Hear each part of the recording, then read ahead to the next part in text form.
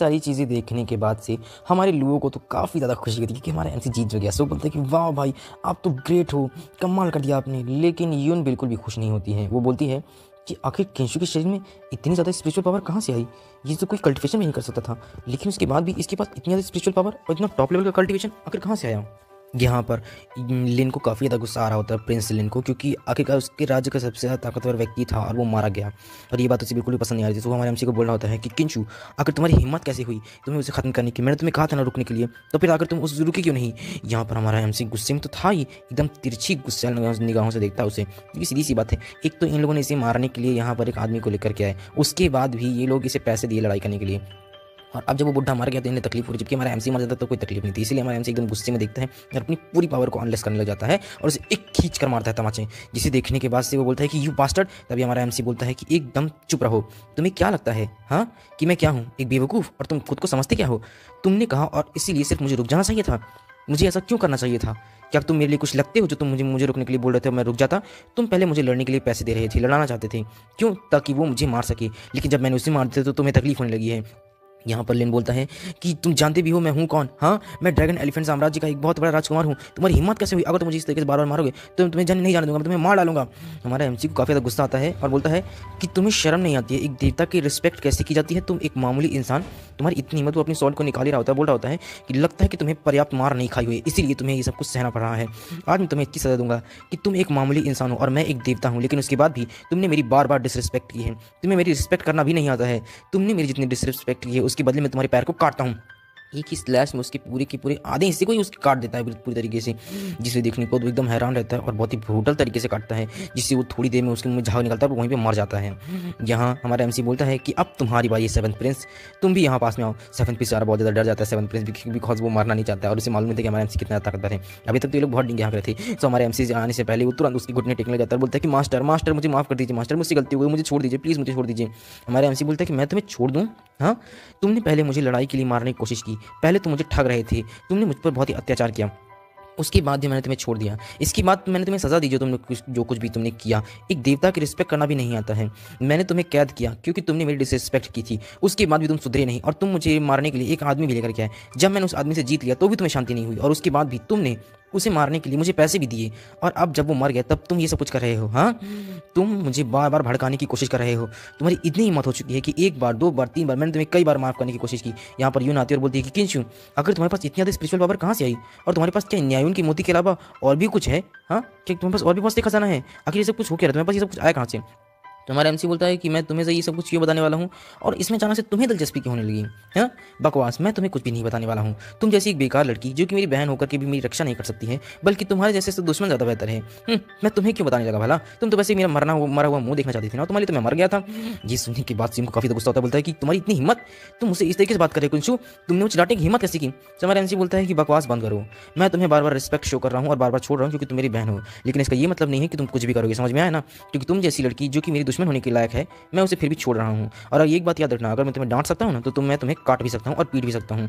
जिनको काफ़ी ज़्यादा गुस्सा आ रहा होता है, बोल रहे होते हैं कि बस बहुत हो गया हुआ है, अब मैं और बर्दाश्त नहीं कर सकती हूँ। ये अच्छी बात है कि तुम अच्छी तरीके से जानते हो, लेकिन तुम सिर्फ बाहरी ताकतों पर निर्भर हो, तुम्हारे पास असली कोई भी स्पिरिचुअल पावर नहीं है। इसलिए एक ना एक दिन जब तुम्हारी बाहरी ताकतें खत्म हो जाएंगी तब मैं देखती हूँ कि तुम क्या कर लोगे। और वैसे भी तुम्हारी बाहरी ताकतें मुझे सेटिस्फाई करने के लिए तो बिल्कुल भी लायक नहीं, तुम मेरे लायक ही नहीं हो। चलो यहाँ से गुदाओ, हमें ऐसा चलना चाहिए। वैसे भी उसके ऐसे व्यक्ति से दूर ही रहना चाहिए, किसी काम का नहीं है वो। यहाँ पर गुदाव बोलता है कि मुझे माफ़ कर देना भाई, मेरी बहन थोड़ा गुस्सैल है, तुम्हें तो पता ही है कि वो थोड़ा गुस्सैल है, और मुझे समझ में नहीं आ रहा है कि आज तुम्हें कुछ हो गया है। लगता है तुम इतने ताकतवर कैसे हो गए, इतना सब कुछ कैसे हो गया? तुम काफ़ी बदल गए हो। पहले तो तुम मेरी बहन से बहुत ज़्यादा डरते थे, लेकिन अब तुम उससे इस तरीके से कह रहे हो, आखिर ऐसा कैसे हो सकता है? क्या तुम कुछ अलग लग रहे हो, तुम पहले वाले नहीं लग रहे हो। हमारे एमसी उसके कंधे पर हाथ रखता है, बोलता है कि एक बात याद रखना छोटी, जब कभी भी कोई भी इंसान तुम पर बहुत ज़्यादा अत्याचार करता है तो उसके अत्याचार का विरोध करने के लिए, उससे लड़ने के लिए तुम्हारे अंदर ताकत भी आ जाती है। इसीलिए अत्याचार बुरा नहीं है, बल्कि उससे लड़ना वो सबसे बेहतर है। इसीलिए मैं इतना ताकतवर नहीं, क्योंकि सबने मुझे पर बहुत अत्याचार किया। और वो वहाँ से चला जाता है सीटी बजाते हुए। और यहाँ पर जो हमारा लुओ है वो तो बेचारा बहुत ज़्यादा खुश होता है और एकदम उत्साहित होता है, क्योंकि वो हमारे एमसी को लगता है आइडल ही मानता है पूरी तरीके से। तो मन सोचता है कि वाह भाई, अपनी कितनी समझदारी की बात की है। मैं भी जितनी भी मुझ पर अत्याचार हुए हैं मैं उनका विरोध करूँगा, मैं उनके लिए लड़ाई करूँगा और हमेशा जीतूंगा। यहाँ हमें सीन शिफ्ट होकर के गुआन रॉक क्लिफ का सीन दिखाया जा रहा होता है। यहाँ पर कोई भी इंसान आने के बाद से अपनी स्पिरिचुअल पावर को बढ़ा सकता है। ये जेडी झील की बहुत ही खास तरह की जगह है। यहाँ पर लोग बादलों को देखने के लिए आते हैं।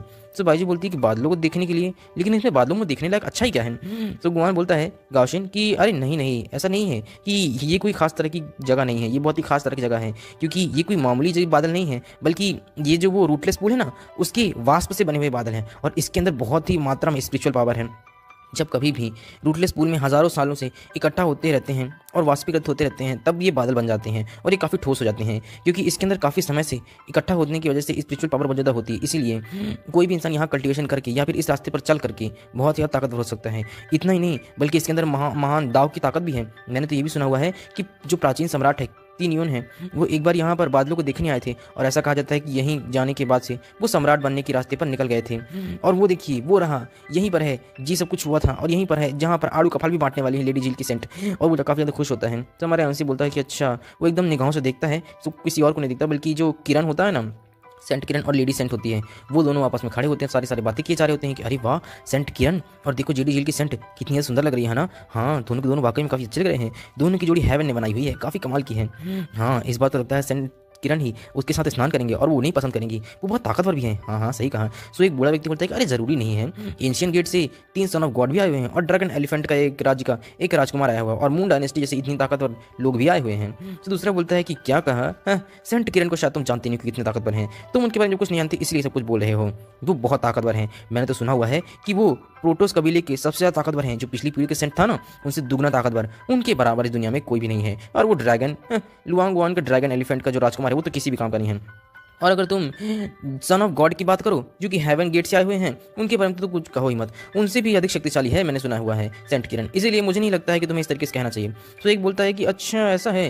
वैसे जहाँ तक अगर मैं बात करूँ तो 18 सन ऑफ गॉड की, वो तो लगता है कि इस बात में कहने के लायक भी नहीं, इस कंपटीशन में उसे रखना भी नहीं चाहिए, क्योंकि वो तो किसी भी लायक नहीं है। ये सारी की सारी बातें सेंट किरण सुन रही होती है और उससे बिल्कुल भी खुशी नहीं होती, क्योंकि हमारे एमसी को पसंद करती है कहीं ना कहीं। तो वो बेचारी उदास हो रही होती है। तो यहाँ पर किरण बोलता है कि लेडी सेंट, आप इस तरीके से उदास क्यों हैं? क्या हुआ?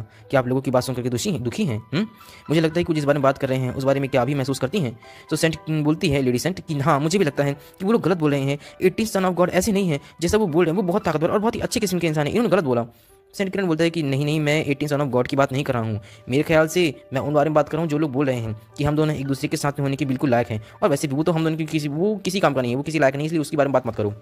मैं हम दोनों की जोड़ी के बारे में बात करूँ, वो एकदम उसके करीब आए जा रहा होता, चढ़े जा रहा था उसके ऊपर, लेकिन लेडी सेंट इसे पसंद नहीं करती है। तो वो बोले जा रहा होता है कि मेरे कहने का मतलब है कि जो लोग बातें कर रहे हैं कि हमारी जोड़ी हेवन ने बनाई हुई है और हम एक दूसरे के साथ नहाने के लायक हैं, क्या आपको भी ये बात लगती है? तो तुरंत दूर होती है और बोलती है कि सेंट किरण, मैं आपकी रिस्पेक्ट करती हूँ, लेकिन आप ये क्या कह रहे हैं? आप जानते भी हैं कि आप ये क्या कह रहे हैं? आप मजाक तो नहीं कर रहे हैं ना? इस चीज़ को सिर्फ सचमुच में मजाक में मत लीजिएगा, मैं मजाक नहीं कर रही हूँ। वो और उसके करीब आ जाता है और बोलता है कि लिटिल सेंट, देखिए, मैं अच्छी तरीके से जानता हूँ कि आप भी मुझे पसंद करती हैं और आपको भी पता होना चाहिए कि मैं यहाँ पर समय बर्बाद करने के लिए क्यों आया हुआ हूँ। तभी हमारा एमसी एकदम उसके बीच में आता, हाथ रोकते हैं और बोलता है कि क्या तुम्हें दिखाई नहीं दे रहा है कि लेडी सेंट क्या कह रही हैं? हाँ, जब लेडी सेंट बोल रही है नहीं, तो इसका मतलब नहीं होगा ना, तुम क्यों उन पर चढ़े जा रहे हो एकदम से ही? यहाँ पर ये देखने के बाद से कि आज तक किसी की इतनी हिम्मत नहीं हुई कि सेंट किरण के सामने आ सके, क्योंकि वो इतना ताकतवर जो ठहरा, कोई बात तक नहीं करता, लेकिन हमारे एमसी के पास इतनी हिम्मत आ रही वो इसके बीच में आ रहा है, तो काफ़ी ज़्यादा सरप्राइज होता है। बोलता है कि तुम आखिर हो कौन?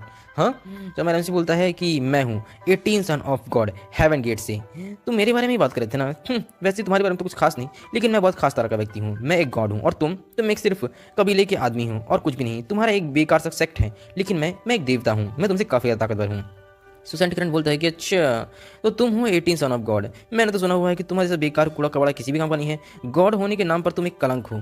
तुम सन ऑफ गॉड जरूर हो, लेकिन तुम्हारे पास कुछ भी नहीं है। तो हमारा एमसी बोलता है कि तुमने कहा कि मैं तुम्हारे ख्याल से किसी भी लायक नहीं हूँ, इसका क्या मतलब होता है? मैं बहुत ताकतवर हूँ। और तुरंत वो लेडी सेंट को अपने पास खींचता और बोलता है कि क्या मैं इस लायक हूँ और क्या तुम्हें लगता है कि मैं इस लायक नहीं हूँ? देखो लेडी सेंट को। एंड यहाँ पर सारे लोग बोलते हैं, अरे ये क्या कर रहा है? ये तो लेडी सेंट को अपने पास खींच रहा है। हाँ, लगता है 18 सन ऑफ गॉड सेंट किरण को गुस्सा दिलाना चाहते हैं। जी सेंट की इस तरीके से गले लगाना बिल्कुल गलत है, ये साफ तौर पर दुश्मनी को भड़कावा दे रहे हैं और दुश्मनी करने की कोशिश कर रहे हैं सेंट किरण से। एक व्यक्ति हंस रहा होता है, बोल रहा होता है कि मेरे ख्याल से वो अपनी मुसीबत खुद ही खड़ी कर रहे हैं। पता नहीं वो उसके साथ लड़ाई क्यों करना चाहते हैं। सेंट किरण की तुलना कैसे कर सकती है उस बेकार से? वो बहुत ताकतवर हैं। यहाँ पर किरण बोलता है कि तुम्हारी इतनी हिम्मत कि तुम मेरे सामने लेडी सेंट को इस तरीके से अपने पास गले लगा रहे हो। तुम जानती भी हो कितनी रिस्पेक्टफुल पर्सन है और तुमने उन्हें ऐसा करने की हिम्मत कैसे की? क्या तुम उकसाने की कोशिश कर रहे हो मुझे? हाँ, तुम जानते भी हो। तभी वहाँ पर अनाउंसमेंट होती है कि लेडी सेंट की मदर, सेंट मदर यहाँ पर आ रही हैं। सारे लोग मदर को ग्रीट करते बोलते हैं कि हम आपको ग्रीट करते हैं मदर। यहाँ पर लेडी सेंट की मदर को हमें दिखाया जाता है, जो कि कोई और नहीं होती बल्कि पूरी जेडी झील की मदर कहलाती है ये। सो काफ़ी ज़्यादा खूबसूरत होती है ये, तो अपनी बेटी से भी ज़्यादा खूबसूरत है, पता ही नहीं चलता कि कौन माँ कौन बेटी है। वाह, यहाँ पर सारे लोग बोले होते हैं कि अरे वाह मदर आ चुकी हैं। यहाँ पर मदर बोलती है कि सेंट किरण और 18 सन ऑफ गॉड, ऐसा लगता है कि आप दोनों लेडी सेंट के बारे में कुछ ज़्यादा ही सोचते हैं। हालांकि लेडी सेंट के साथ जो भी व्यक्ति नहाने वाला है, इसका जो भी प्रोसेस होगा और असेसमेंट होगा उसका मैं खुद नहीं करने वाली हूँ, ये कंपटीशन के बलबूते पर होगा, इसलिए आपको लड़ना नहीं चाहिए। यहाँ पर सेंट किरण बोलता है कि लेकिन मदर आप क्या यहाँ पर खुद से हम लोगों को असेसमेंट नहीं करने वाली हैं, हमें नहीं देखने वाली हैं, तो क्या अब यहाँ पर कोई कूड़ा कबाड़ा भी है जो हमसे कंपटीशन करेगा? मैं तो उसे वैसे भी खत्म कर देने वाला हूँ, वो किसी भी काम का नहीं है, मुझे नहीं लगता कि वो छू भी पाएगा इस तरीके से उसे, और नहाना तो बहुत दूर की बात है। और यहाँ पर कॉम्पिटिशन से अब जो कि है डिसीजन होने वाला, तो इसलिए वो बेचारा खुद ही शांत हो जाता है। लेकिन हमारा एमसी को तो ये फर्क नहीं पड़ रहा होता है, वो तो लेडीज के साथ मजे कर रहा होता है, बोला अरे वाह कितनी सॉफ्ट गाले तुम्हारी, चुन कितना अच्छा लगता है। लेकिन सेंट किरण को काफ़ी ज़्यादा गुस्सा आ रहा होता है। यहाँ पर लेडीज तुरंत उससे दूर होती है, शर्माती हुई, बेचारी शर्माई जा रही होती है, रोई जा रही होती है, और तुरंत होते बोलती है कि ये क्या रहे हो। और हाँ, सारे के सारे लोग आ चुके हैं मदर, तो मेरे ख्याल से हमें ग्रैंड फेस्टिवल शुरू करना चाहिए, है ना? चलो ग्रैंड फेस्टिवल शुरू हो चुका है। यहाँ पर मदर बोलती है कि हाँ कान खुलकर सुने सभी लोग जो भी यहाँ पर आए हुए हैं, मैं जानती हूँ कि सारे के सारे लोग लेडी सेंट पर अट्रैक्ट हैं और उसके साथ नहाना भी चाहते हैं, लेकिन एक बात याद रखिएगा कि ये कोई खास मामला नहीं है और ना ही कोई इतना कमज़ोर मामला है कि आप आसानी से सब कुछ कर सकते हैं। ये सब कुछ बहुत ही खास तरह से होता है, और हाँ इसके लिए बहुत ज़्यादा महत्वपूर्ण और बहुत ज़्यादा ताकतवर व्यक्ति चाहिए। इसके अलावा 2 वरदान और आपको मिलने वाले हैं यहाँ पर आने के बाद। एक, आपको जेडी झील में आड़ू का स्वाद चखने का मौका मिलेगा, और दूसरा हेवन गेट, यहाँ पर एक रास्ता खुलेगा जो कि आपको बादलों से मिलेगा। आपको यहाँ पर बादलों में एक एम्परर बनने के लिए रास्ता दिखाई देगा, जहाँ पर आपको जाना होगा, जिस पर आप चल करके अपनी स्पिरिचुअल पावर को और बढ़ा सकते हैं। सारी की सारी बात करने कहते हैं कि अरे जेडी झील वास्तव में बहुत ही प्राचीन और हेवन कहलाने के लायक है, ये बहुत खास तरह की जगह है। दूसरा बोलता है कि हाँ निश्चित रूप से सेंट के साथ स्नान मैं तो नहीं कर सकता हूँ, लेकिन मैं अगर सिर्फ आड़ू का फल भी खा सका ना तो भी मैं बहुत खुश हो जाऊँगा। अरे हाँ मैं भी बादलों को देखना चाहता हूँ, शायद मैं भी एम्परर बनने के रास्ते पर मिल सकूँ और मैं उसके रास्ते को समझ सकूँ और एम्परर बन सकूँ। यहाँ पर जेडी झील की सेंट बोलती है कि अरे जल्दी से करो और आड़ू का फल परोसो। सारे के सारे लोग एकदम तैयार बैठे रहते हैं, यहाँ आड़ू के फल को परोसा जाता है, और सारे लोग बोलते हैं अरे वाह ये तो आड़ू का फल है ना, जिसे बनने में 1000 साल लगते हैं, फूलने में 1000 साल लगते हैं, और फिर उसके बाद पकने में 1000 साल लगते हैं। ये बहुत ताकतवर है, मैंने सुना है कि किसी भी इंसान की उम्र भी बढ़ा सकता है, ये सच में बहुत बहुत ज़्यादा कमाल का है। सारे के सारे लोग आड़ू के फल के लिए एकदम अपनी लाल टपकाए जा रहे थे, सबके सब बिल्कुल उसमें टूटे पड़ जा रहे थे, क्योंकि उन सबको भी चाहिए। सारे बोले होते हैं अरे वाह इसकी खुशबू हवा में फैल गई है, ये कितना ज़्यादा है, कितना ताकतवर है, मैं सचमुच में इसका स्वाद लेना चाहता हूँ, मुझे ये चाहिए, मुझे भी अपनी स्पिरिचुअल पावर को बढ़ाना है, मैं भी अपनी उम्र बढ़ाना चाहता हूँ। सचमुच में उम्र बढ़ाना बहुत ज़्यादा काम की बात है, लेकिन अगर ये इमॉर्टल भी मिल जाए ना तो मैं बहुत खुश हूँ, मेरी उम्र बढ़ सकती है, मुझे ये चाहिए, मुझे भी आड़ू का फल खाना है, काश मुझे भी मिल जाता।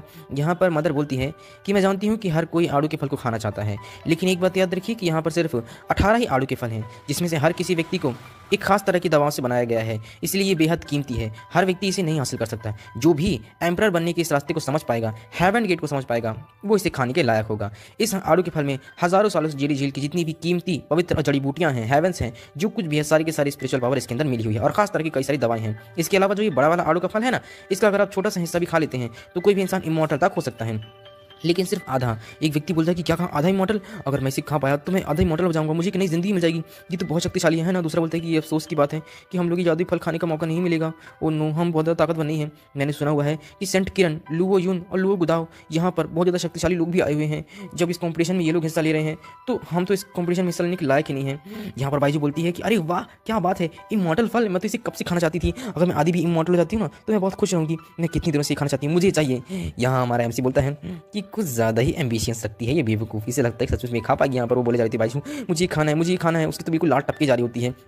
मदर बोलती है कि इस बार आड़ू के फल को पाने के लिए काफ़ी सारे लोग आए हुए हैं, और अगर आप आड़ू का फल खाना चाहते हैं तो आपको गुआनयून रॉक पर जो भी बादल दिखाई देंगे उस पर जो हेवन रास्ता आपको देखना होगा, जो भी देख सकेगा आसानी से उन बादलों को, सिर्फ वही इस आड़ू के फल को खाने के लायक होगा। इसके अलावा गुआनयून क्लिफ में बादलों को देखने से न केवल आपका कल्टीवेशन लेवल सुधरेगा बल्कि और भी ज़्यादा बढ़ भी जाएगा, इसलिए ज़रा सावधान रहिएगा। लेकिन सिर्फ कुछ ही ज़्यादा भाग्यशाली लोग होंगे, जो बहुत ज़्यादा भाग्यशाली होगा सिर्फ वही व्यक्ति है जो इन बादलों में एम्परर बनने के रास्ते को देख पाएगा और एम्परर बनने के रास्ते को समझ लेगा, वो इस रास्ते पर चला जाएगा, जिसकी वजह से उसकी न केवल ताकत बढ़ेगी बल्कि वो एम्परर बनने के इस रास्ते में अपनी स्पिरिचुअल पावर को और बढ़ा भी सकता है। और आड़ू का फल फूलने और फलने में बहुत समय लगता है, इसके अलावा वो तुम्हारी स्पिरिचुअल पावर को भी बढ़ाएगा। ये सभी के लिए बहुत फायदेमंद है। तो मुझे उम्मीद है कि आप सब लोग समझ चुके होंगे। अब जो भी व्यक्ति अपनी स्पिरिचुअल पावर को बढ़ाना चाहता है वो इस बादल को देखें। इसके साथ ही साथ आप लोग हेवन बनने के रास्ते पर भी जाइएगा। सारे लोग बोले थे कि क्या ये आड़ू का फल ये तो बहुत शक्तिशाली है ना। मैंने सुना हुआ कि इसकी शक्ति का उपयोग करके हम कितना भी कल्टीवेशन बढ़ा सकते हैं। इसकी कल्टीवेशन की शक्ति से बढ़ाया गया है। हाँ, यहाँ तक कि रूटलेस पुल से बने हुए इसमें बहुत ज़्यादा स्पिरिचुअल पावर को होल्ड करते हैं और इसके अंदर बहुत ज़्यादा स्पिरिचुअल पावर, कोई भी इंसान इससे महान बन सकता है। और अगर हेवन का रास्ता मेरी वजह से खुल गया अपनी स्पिरिचुअल पावर से, तब तो बहुत ज़्यादा होगा। दूसरा बोलता है कि मुझे उम्मीद नहीं थी इस बात की, मुझे इस बात में बहुत ज़्यादा आश्चर्य नहीं है कि जेडीसी अक्सर हमेशा इस तरीके से ग्रैंड इवेंट करती रहती है, यहाँ तक कि सभी के लिए मनोरंजन के लिए आड़ू का फल भी लेकर के आती है। दूसरा बोलता है वास्तव में ये बहुत अच्छी बात है। एक व्यक्ति बोलता है कि चलो शुरू करते हैं लेडीज एंड, मेरी तो लारी टपक रही है, जल्दी कीजिए। यहाँ पे लेडीज एंड मदर बोलती है कि चलो सभी लोग बादलों को देखने का एहसास करते हैं, और हाँ जितने भी लोग हैं वो हेवन और अर्थ की जितनी भी नियम है उन्हें समझने की कोशिश कीजिएगा। जो कोई भी अंत में आड़ू के फल को प्राप्त कर सकेगा सिर्फ वही है जो इस बड़े आड़ू के फल को खा सकेगा, और जो पवित्र आड़ू के फल को खाने का हकदार होगा उसका निर्धारण सिर्फ इस बात पर किया जाएगा कि जो भी इंसान हेवन और अर्थ के नियमों को समझ लेगा और एम्परर बनने के इस रास्ते को खोल पाएगा, वही इस बड़े आड़ू के फल को खा सकता है। यहाँ पर किरण बोलता है कि 18 सन ऑफ गॉड, क्या तुम भी इसमें हिस्सा लेने वाले हो? मुझे लगता है तुम्हारे जैसे इतने ज़्यादा अहंकारी व्यक्ति को इसमें हिस्सा नहीं लेना चाहिए। वैसे तुम पहले ऐसे व्यक्ति हो जो इतने अहंकारी होकर के तुमने मेरे सामने आने की ऐसी हिम्मत की है। मैंने सुना है कि तुम बहुत ज़्यादा बेवकूफ़ और मूर्ख हो, तुम तो मेरे लायक भी नहीं हो, लेकिन उसके बाद भी तुमने मुझसे लड़ने की हिम्मत की है। आज तक मुझसे कभी किसी ने बात तक नहीं की, सब मुझसे डरते हैं, लेकिन तुम्हारी इतनी हिम्मत हो चुकी कि तुम इतने अहंकारी होकर मुझसे लड़ने की हिम्मत कर रहे हो, सचमुच में। लेकिन जितना मैंने सुना है तुम्हारे बारे में वो तो लगता है कि तुम बहुत ज़्यादा मूर्ख और बेवकूफ़ हो। एशियन गेट में तुम्हारे जैसा बेवकूफ़ कोई भी नहीं है। तुम्हें इस भव्य समारोह ने एशियन गेट से भेजा ही क्यों है? सारे के सारे लोग हंस रहे होते हैं, हमारे हमसे उसे गुस्से देख रहा होता है, बोले जा रहा होता है, लेकिन मुझे डर है कि शायद तुम्हें आड़ू के फल की खुशबू भी नहीं मिल पाएगी। तुम्हारा जैसा बेवकूफ़ को कुछ मिल ही कहाँ सकता है। वैसे तुम फिक्र मत करो, अगर तुम आड़ू के फल को खाना ही चाहते हो तो मैं खाने के बाद से छोटा सा टुकड़ा तुम्हारे लिए छोड़ दूंगा, ठीक है? तुम वो खा लेना, उससे कम से कम तुम्हें थोड़ा स्वाद तो मिल ही जाएगा, थोड़ा बहुत कल्टीवेशन तो बढ़ ही जाएगा। यहाँ पर मदर बोलती है कि हालांकि यहाँ पर एक समस्या है। मैं आप लोगों को एक बात बता देना चाहती हूँ कि बाकी सभी लोग कंपटीशन करें तो उन्हें आड़ू का फल मिलेगा, लेकिन जो 18 सन ऑफ गॉड हैं उन्हें आड़ू का फल कंपटीशन में जीतने या हारने पर हर हाल में मिलेगा, क्योंकि 18 सन ऑफ गॉड की वजह से ही हमें जियांग यांग की जो बाइबल है वो मिली हुई है। इसीलिए उन्हें अगर बादलों में देखने में कोई भी परिणाम नहीं मिलता या कोई रिजल्ट नहीं भी मिलता तब भी उन्हें आड़ू का फल दिया जाएगा। ये सुनने के बाद महाराज जी बोलते हैं कि वाह मदर, आपका थैंक यू सो मच। और वो तुरंत आड़ू के फल के बाद किरण को दिखाते हुए बोलते हैं कि ये देखो मैं ये आड़ू का फल खा रहा हूँ, तुम्हारे सामने खा रहा हूँ, क्या तुमने कि मैं किसी लायक नहीं हूँ, है ना? देखो मैं तुम्हारे सामने खा रहा हूँ। और एकदम मुंह पे तमाचा है सेंट किरण के, और बोल रहा होता है कि ये तो काफ़ी ज़्यादा स्वादिष्ट है। मैं क्या बताऊं कि कितना ज़्यादा स्वादिष्ट है। देखो सेंट किरण में कितनी आसानी से खा रहा हूँ, तुम्हें भी चाहिए क्या? वैसे तुम तो लायक भी नहीं हो इस चीज़ के, मुझे लगता है कि तुम खा भी सकते हो। कितना स्वादिष्ट है ना? सेंट किरण को काफ़ी ज़्यादा गुस्सा आ रहा था, बोल रहा होता है कि हाँ ये तो बस किस्मत की बात है जो तुमने उसे पा लिया। एक लड़की बोलती है कि सभी लोग चलो बादलों को देखना शुरू करते हैं। सारे के सारे लोग गेट पर खड़े हो जाते हैं और बादलों को देखना शुरू कर देते हैं। तो यहाँ पर बाईजू, हमारा गुआन श्यान और हमारा MC तीनों के दोनों बादलों को देख रहे होते हैं। सो बादलों में कुछ दिखाई नहीं दे रहा था, तभी हमारा MC एकदम शॉक हो जाता है, क्योंकि वहाँ पर सिस्टम एक्टिवेट होता है और बोलता है कि आपके लिए एक न्यू टास्क है। आपको यहाँ पर हेवन गेट के रास्ते के साथ साथ आपको एम्परर बनने के इस रास्ते को भी खोजना होगा और आपको वहाँ पर साइन इन करना होगा। हमारा MC मन सोचता है कि इन बादलों पर चलना होगा, आखिर कैसे? एम्परर बनने के रास्ते को भी खोजना है, लेकिन भला मैं एम्परर बनने के रास्ते पर कैसे खोज पाऊंगा? और इन बादलों पर चल करके मैं साइन इन करूंगा कैसे? ये कैसे हो सकता है? यहाँ पर पहुंचना और एक कदम रखना ये तो नामुमकिन सा है। और एम्परर बनने के रास्ते को खोजने के लिए तो मुझे हेवन और अर्थ के रास्ते को समझना होगा, उनके नियमों को समझना होगा। आखिर मैं ये करूँगा कैसे? ये किस तरीके का टास्क है? यहाँ पर लेडी सेंट बोलती है कि सभी लोग सावधान रहिएगा और अपने शरीर को इन बादलों से दूर रखिएगा। इन बादलों को सिर्फ देखिए और इनकी स्पिरिचुअल पावर को लेने की कोशिश कीजिए। कोई भी इन बादलों को छुएगा नहीं, क्योंकि इन बादलों में इतनी ज़्यादा स्पिरिचुअल पावर है। अगर एम्परर गुस्सा हो गए तो मेरे ख्याल से आप घायल भी हो सकते हैं और मर भी सकते हैं।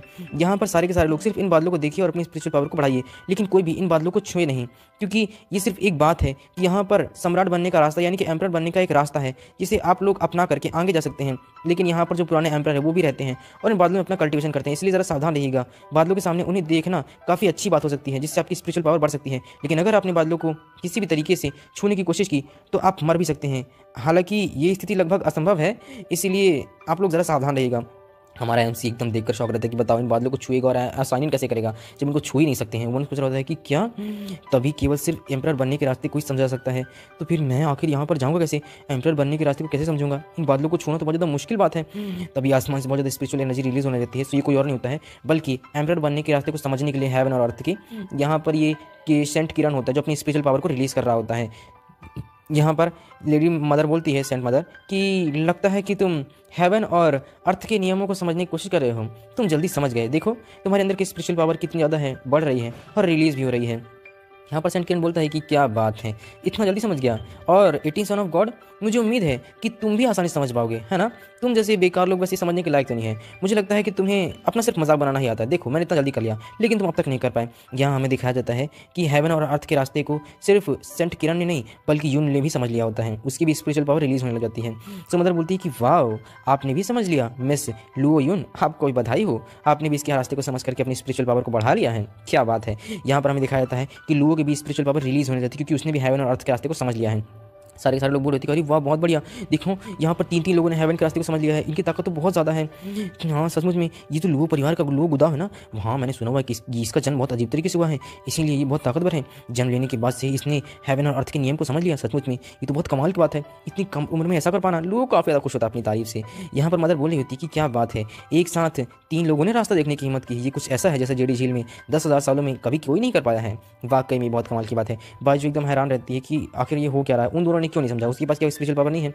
सो हमारे एमसीसी बोलती है कि क्या आप कुछ ज़्यादा मेहनत नहीं कर सकते हैं, आप भी तो यहाँ पर इमॉर्टल जो दवा है ना उसे खाना चाहते हैं ना, तो फिर आप उस इमॉर्टल आड़ू के फल को खाने के लिए मेहनत क्यों नहीं कर रहे हैं। क्या आप आधा हिस्सा नहीं खाना चाहते हैं। मैं खाना चाहती हूँ, लेकिन मुझे समझ में नहीं आ रहा मैं क्या करूँ, मैं क्या और मेहनत कर सकती हूँ।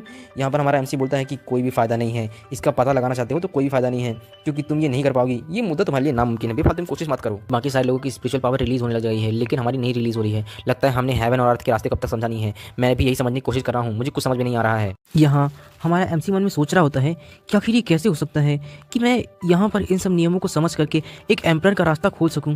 सीधी सी बात है कि मैं यहाँ पर सिर्फ कुछ समय पहले आया हुआ हूँ, मैं यहाँ पर कुछ समय पहले ट्रांसमाइग्रेट हूँ, मैं इस ओरिजिनल बॉडी का ओनर नहीं हूँ। इसीलिए यहाँ पर रहने वाले जो लोग हैं वो लंबे समय से यहाँ के नियम, कायदे, कानून और बाकी सारी चीज़ों को जान रहे हैं, इस संसार को झेल रहे हैं। इसलिए मैं तो इस दुनिया में सिर्फ कुछ समय पहले आया हूँ। मैं आखिर इस दुनिया के नियम और हेवन और अर्थ के नियमों को कैसे समझ सकता हूँ, ये समझना तो बहुत दूर की बात है। मैं इसके बारे में कुछ जानता भी नहीं हूँ। यहाँ के जो मेन रहने वाले लोग हैं सिर्फ वही हैं जो जन्म से इन प्रथाओं को गुजर रहे हैं, इसलिए वो जानते हैं। ऐसा लगता है कि इस बार सिस्टम का दिया हुआ ये मिशन मैं पूरा नहीं कर पाऊंगा।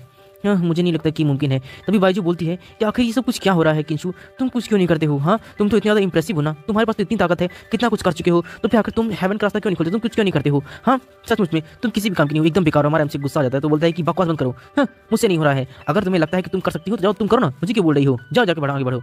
तो बोलती कि ठीक है अगर तुम काम की नहीं तो मैं करूँगी।